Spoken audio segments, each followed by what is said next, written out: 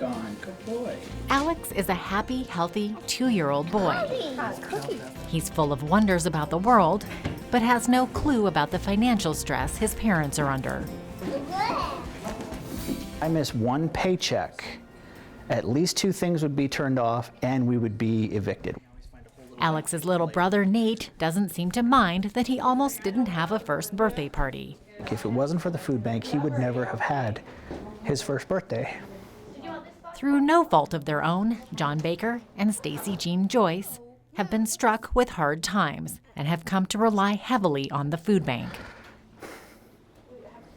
You know, we were both on high-track careers. We were both making decent money, only to find out that now our income is cut in half. It's really hard, you know, you're pinching your pennies and you have to look for places where it's okay to take money from, especially when you have, you know, bill collectors at your door.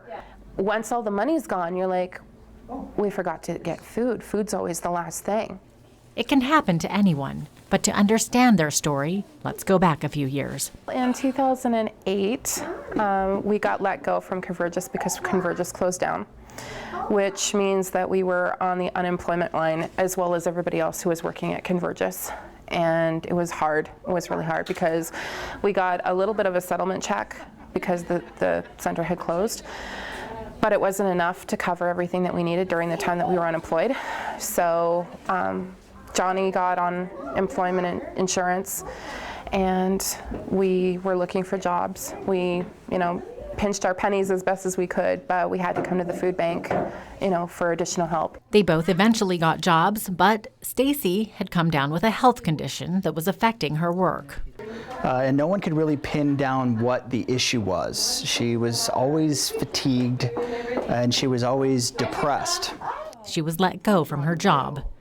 Turns out she was 6 months pregnant and didn't know it. A surprise because the couple didn't think she could have children.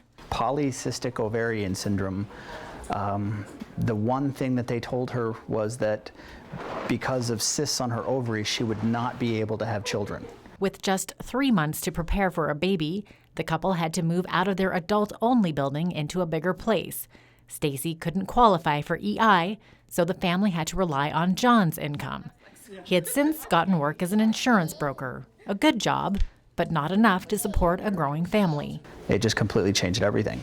Then, a year later, another surprise. When he was about a year old, I was almost ready to go back to work, and I ended up pregnant again.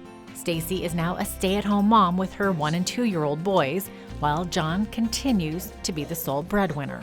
With the money that I bring in net, I fit into the highest tax bracket. And being in that high tax bracket means that they greatly reduced my wife's child tax credit.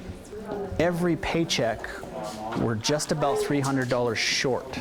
Every paycheck. The family of 4 doesn't have a car. They take the bus everywhere and live in a small 2-bedroom apartment. The one saving grace in their lives, the food bank. Being able to come here for fruits and vegetables and things that we can use, you know, during the days to keep the boys fed. And then at night when we have our family meal and I can say, well, the mashed potatoes that we got were donated. It's really amazing how the community always does come through for us. And when we can be there for our family, it's actually a reflection of the community at large. The fact that people are willing to give to people that they don't even know, you know, it's wonderful. For Go Southern Alberta, I'm Jeannette Rocher.